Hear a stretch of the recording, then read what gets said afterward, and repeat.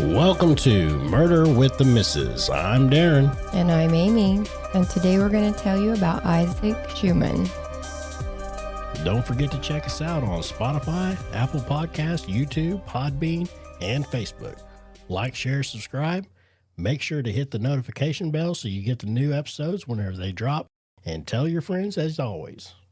Floating the river for you city folk is something done all across America. It is what it sounds like. Think of a lazy river at a water park, but on an actual river.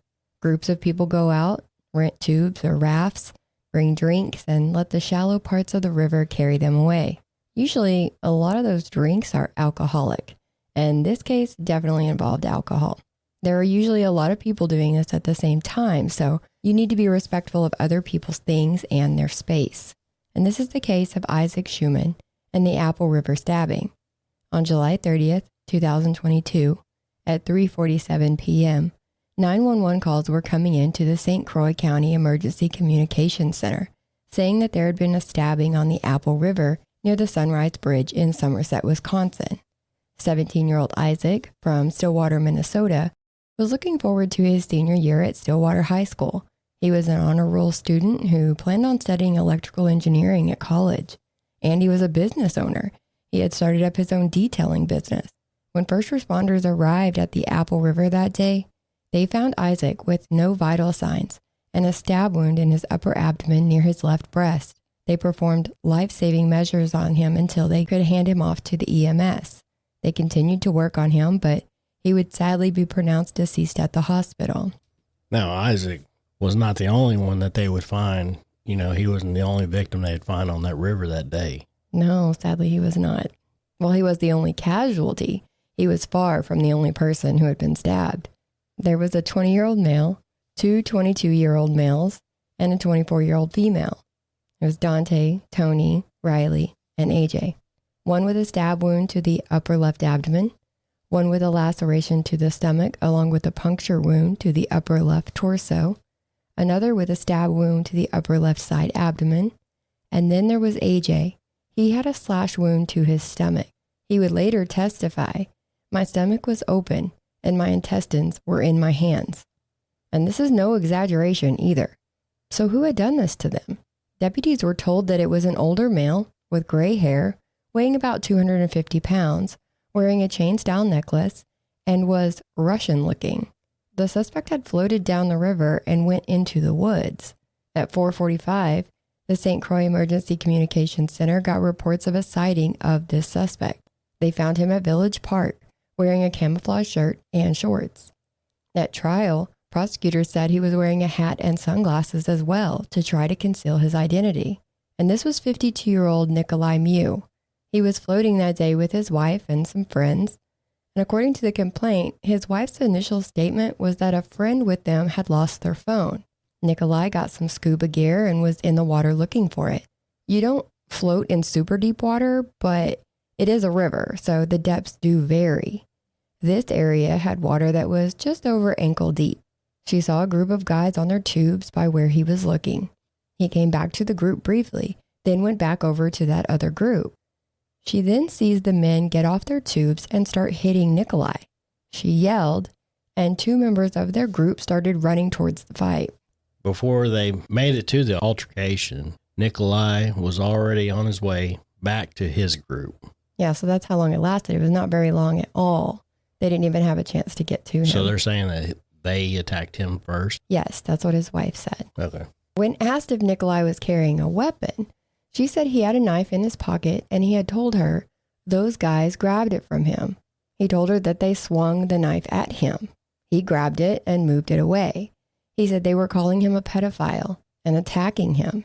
Other witnesses interviewed had a slightly different story. They said Nikolai was bothering a group of teenage girls. The juveniles were yelling for help from other people floating nearby. A group of people came and stood between Nikolai and the juveniles, telling him to leave. Nikolai then punched or slapped a female in the group of protectors. A male from the group then punched Nikolai, causing him to fall into the water. And Nikolai began stabbing anyone near him with a folding knife that had a 3-inch blade. That knife was found along the west bank of the river. So what did Nikolai have to say? Well, first he said he would want his lawyer at some point, so he didn't immediately ask for an attorney, and he did tell his version of events, even without one there. He said it was self-defense. He said a lot of people came on to him and they produced two weapons, a longer knife and a smaller knife. They called him a child molester, took his snorkel away from him and threw it into the river, and one of them grabbed his trunks and tried to pull them down. When asked how it all started, he said the lost phone was in a floater, one of the bags that keep valuables from getting wet but also from sinking so it floats on top of the water. The group appeared to have found something, so he asked them if they found a cell phone, and they just came at him. Then another group came from the other side of the river, started yelling at him about being a child molester.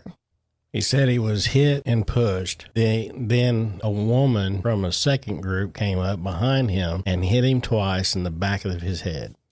Right. So his version is that he was just over there looking for the phone, and then he was attacked. And he said one person pointed the smaller knife at him, and he was able to take it away from him, but couldn't remember if he made contact with anyone using the knife. He said he was swinging it around because he wanted out. When asked if he had a knife with him that day, he said, no, absolutely no. When you go tubing, they have string that you can use to tie your group's tubes together so they can stay together as you float down the river. And Nikolai said he had brought some straps, but when he found out that the string that they had there was free, he put his straps up and used the free stuff instead. He used his knife to cut that string, but then he either gave that knife to someone else or left it in the Jeep. He said after the altercation, he returned to his group and it looked like the other two groups were fighting with each other.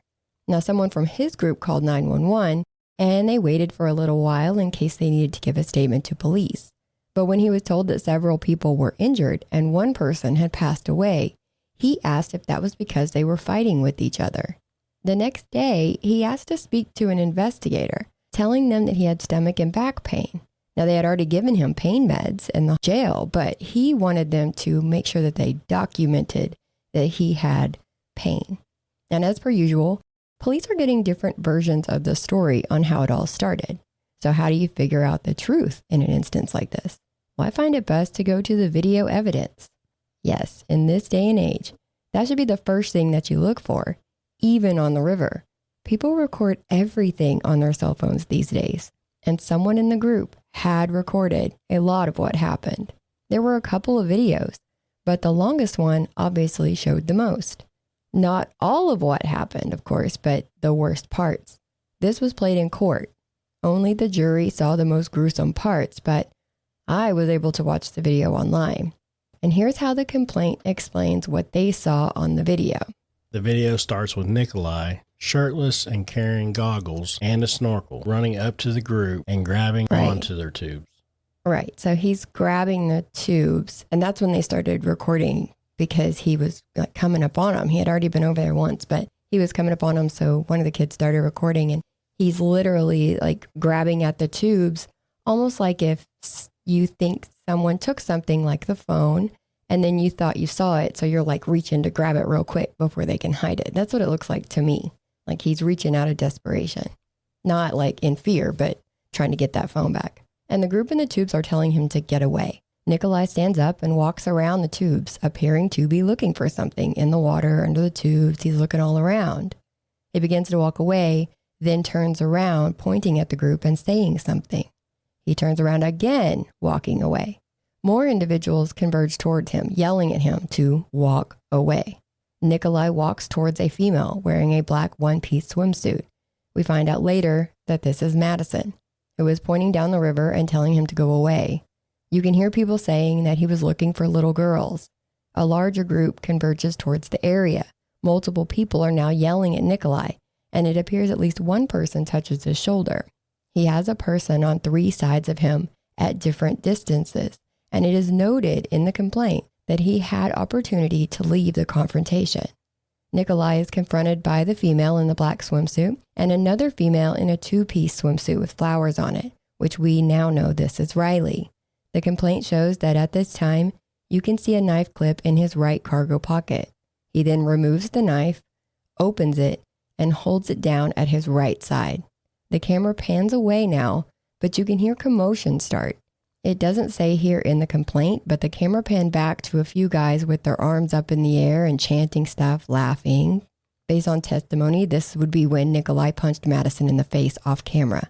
Nikolai was then promptly punched by one of the guys in the group. So when the camera pans back to show what's going on, you see Nikolai falling backwards into the water. And while he tried to stand up, he's pushed back down by a male in yellow swim trunks. We know this is AJ. Nikolai tried to get up again and is pushed back down again. The guy in the yellow trunks, AJ, advances like he's going to push him down again as Nikolai is getting up. So as they get closer to each other, this is when Nikolai stabs AJ in the stomach. The camera moves again and you see Nikolai stand up and you can briefly see Riley hold her left side. Yeah. So as it pans back over and you see Nikolai standing up in the background, you can see Riley standing there holding her left side. And one of the guys touches Nikolai's back and he turns, making a stabbing motion. And now in the background, at this point, you can see Riley has an open wound on her left side. So that's what she was holding. She had already been stabbed at this point. And Nikolai is shoved with two hands near his neck and he makes another stabbing motion, then backs away. You see he has the knife in his right hand and it has blood on it now. The camera pans again. Remember that this is all happening very quickly. The video is only 3 minutes and 20 seconds long, with the actual stabbing only lasting about 30 seconds. And it's very chaotic. So the camera's moving a lot. That's why I keep saying it pans and it pans. People are realizing that he's not just punching people like they originally thought. At this point, they're realizing that he is stabbing people. And the laughter turned into screams. But when the camera panned again, you see Nikolai run off. There are wounded individuals laying in the river. There is blood in the water. You briefly see a male laying in the water when Nikolai appears to run up to him and leans over him as he's partially out of the water. Now, a separate video showed this incident from another angle, and it shows that Nikolai is holding this guy's right arm. So that's why he's partially in the water and partially out, because Nikolai is basically holding him up. Nikolai pled not guilty to his charges, which were first-degree intentional homicide and 4 counts of attempted first-degree intentional homicide. The recent trial went about how you would expect it to. There was a lot of finger-pointing. The video, as mentioned, doesn't show the entire altercation, but it showed enough for the jury to see that the group was antagonizing him, yes, but it also showed that no one brandished a weapon except for Nikolai. Prosecution uses this to show that Nikolai lied to police about what happened that day. AJ took the stand and showed his scar, and the jury heard about the 27 days he spent in the hospital, along with the multiple surgeries he had to have. He lost 50 pounds during that 27 days because he developed a hematoma in his intestines that completely blocked his digestion, so he had to have a feeding tube put in. A lot of people testify in the case, as you would expect. Even Nikolai testified on his own behalf. He did. And they always tell you not to, or most of the time they tell you not to testify, but he testified. He talked about his heart surgery that he had about 1.5 years before this incident. He talked about how he feared for his life that day. And that is what the lawyers were going for, a case of self-defense, saying he was surrounded by a group of bullies, antagonizing him, hitting him, pushing him. He had to do whatever he could to get himself out of the situation alive. And I'm not going to lie, I came across the video before I knew the story. It just said the Apple River stabbing, and I was confused at first as to where the video was going. And yes, you see Nikolai rush up to the set of tubes and start grabbing at something, things, or people, whatever you believe. But then you hear people yelling, laughing, escalating things. So my brain kind of stopped. It looked like this group of people may be about to stab this one guy standing there on his own. So I was trying to process what I was seeing and what I was hearing. I was wondering why the guy wasn't trying to leave the situation. It's a big open area with lots of exits, and you can clearly hear people yelling at him to go. Then, before the first punch was thrown, the camera gets close to Nikolai, like real close to his face, and he has a small smile on his face, which reminded me of a bad guy in the movies when he welcomes the violence that's coming. I'm not saying that's what he was doing, but it just adds to kind of the mentality he was in at that time. And then all hell broke loose. And there's been a lot of online chatter too, as you would guess. Some people believe that the bullying and mob mentality contributed to the escalation of events that day, and that the younger group should accept responsibility for their role in what happened. Some going as far as to say that they are just as responsible. Others say that you have the right to defend yourself, and he kept being pushed down into the water, so he could have reasonably thought that he was in a position to drown and had to do whatever it took to keep that from happening. Defense attorneys did ask AJ, while he was on the stand, because he was the one in the yellow trunks that you can see push him several times as he's trying to stand up out of the water. And AJ said that the water was low, so he was not going underwater. And he was trying to keep Nikolai down so he could de-escalate the situation with the group. But no one knows if that is really the truth, since Nikolai came up swinging his knife. But did he come swinging his knife? Yeah, he came. So when he came up the first time with the knife ready to use it was when he basically disemboweled AJ. But that was pretty much the third time. That pushed him down. That was when he was getting pushed down, but it was the first time Nikolai used the knife. Yeah, but that was after the third time AJ pushed him back into the water, him down. He was going towards him, yeah. But I'd have to agree with some people. You got people surrounding him, and you only got really two people saying go on. No, there was a lot of people. Well, but basically you got two main girls or whatever saying move on. Yes. But then you got three guys to the backside of him. Well, there was only three that was hurt. There was a lot more guys there, yes. But that's what I'm saying. That's complete grounds for self-defense. If somebody's pushing him down in the water, he could be in fear for his life. And that's what he was saying. He was saying that, people drown in less water than that. And I ain't saying this is right. I ain't saying that he's in the right. I'm not saying I'm also not saying he's in the wrong either. It's a terrible damn thing. It really is. But this could go, honestly, it could go either way. Right. Honestly, it could. And it's still split even after the verdict, even after the sentencing, people are still split on it. Yeah.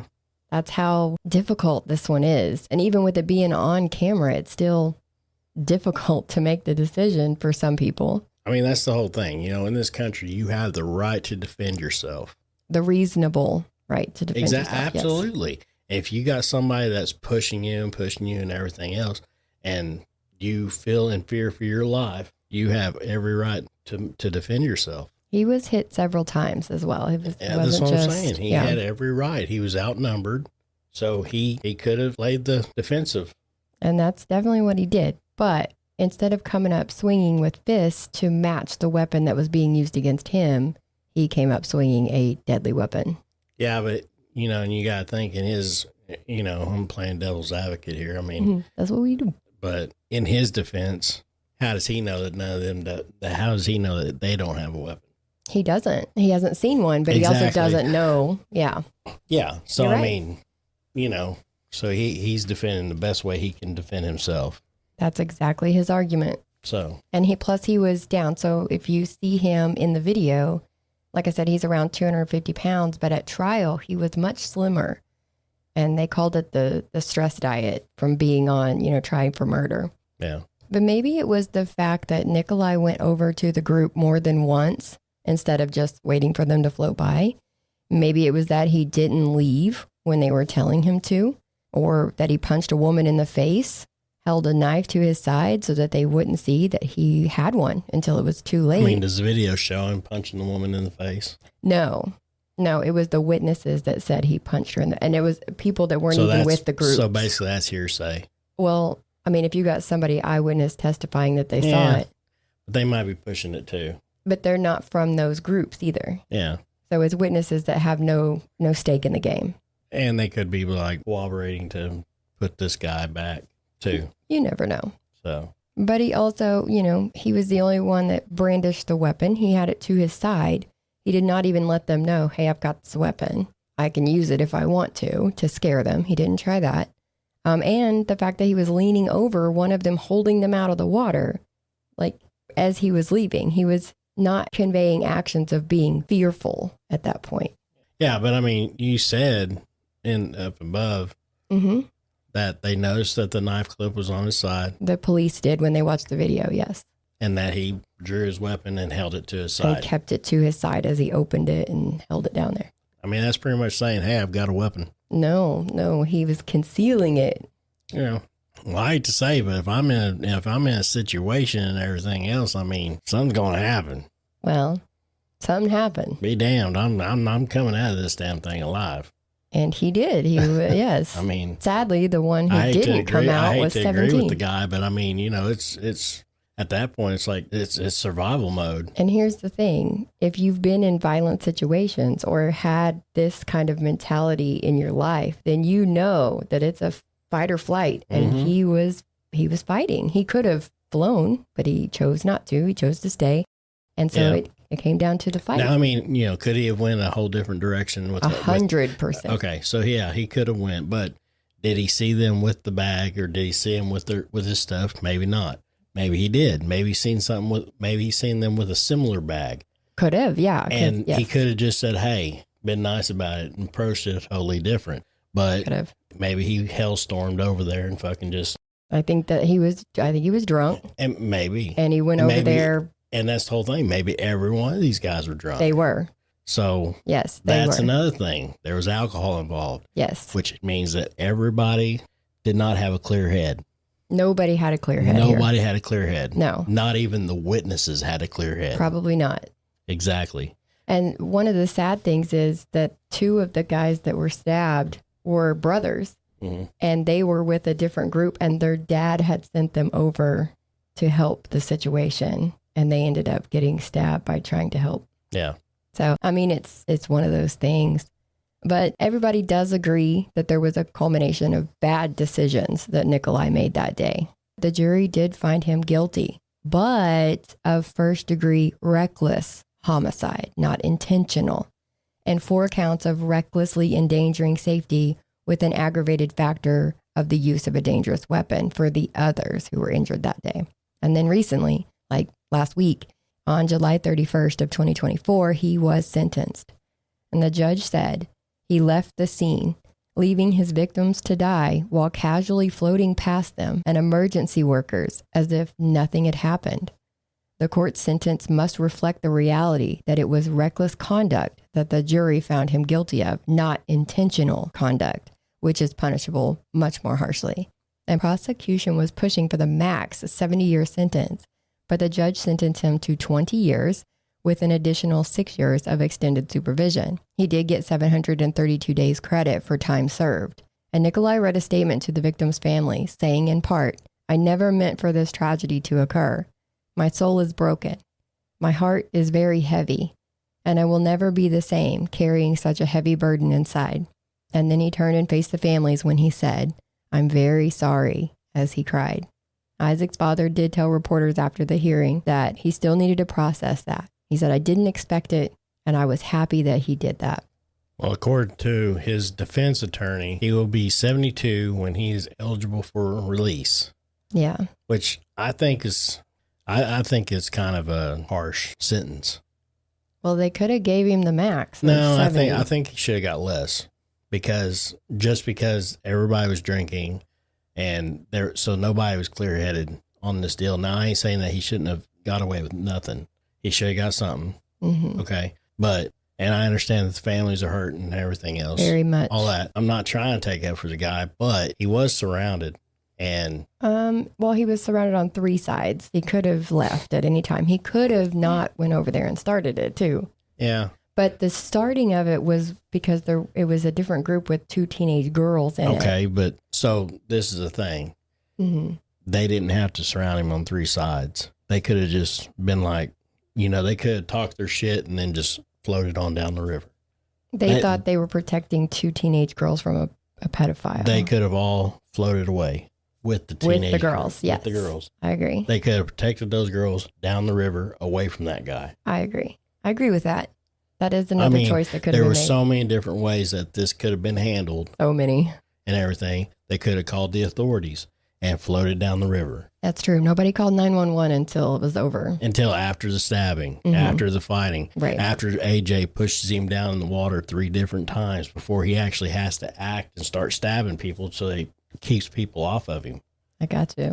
See what I'm saying? Oh no, I can tell you're, because he has to react at this point. They attacked him first, so he has to react on that. I don't know anybody that would just take it. You know what I mean? Just be No. like, okay. But at the same time, you haven't seen the video. You opted not to watch it. I opted not to watch the video, but and it's your choice. But you did not. You said the video did not show him punching anybody. Well, no, you first. cannot see it on the video because they panned around showing So those does guys it show chanting. AJ attacking him first? No, he gets punched by someone else. It does show him get hit, and then as he's down, somebody slaps him across the face. So it's him. And then as he tries to stand up is when AJ tries to push him back So he down. gets attacked first. In the video, he does. So that right there is solid proof that he was attacked first. So why no, that's solid It's proof. not solid because you can't It's see what recorded. happened before that, though. It doesn't matter. The witnesses do say. I understand that, but all they have, that's all hearsay. If you're there to testify, that's not hearsay. That's an eyewitness account. I can understand that, but they can be like, oh, we'll make, that I could come up with 3 different people that said, hey, you hit me. Yeah. Even though you've never hit me before. Yeah.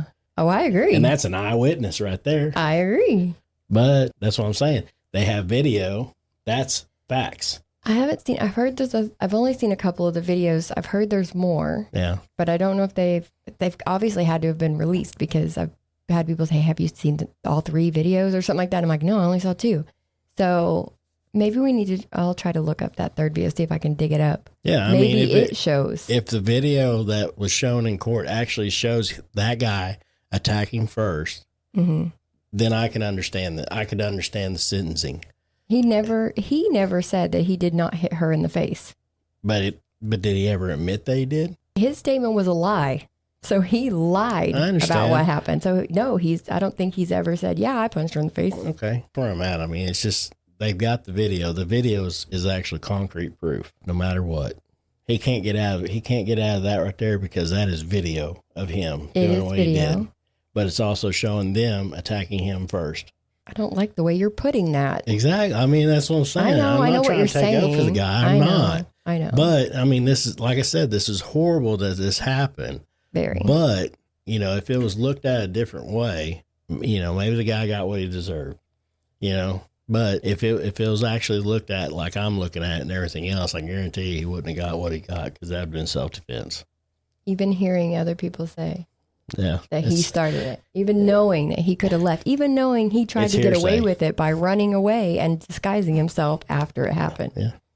Hey, I seen this guy run in the woods with a knife. That's hearsay. No, they found him in sunglasses, a hat, different clothes. Okay. Why was he trying to hide? That was in the video. Why did he lie to the cops?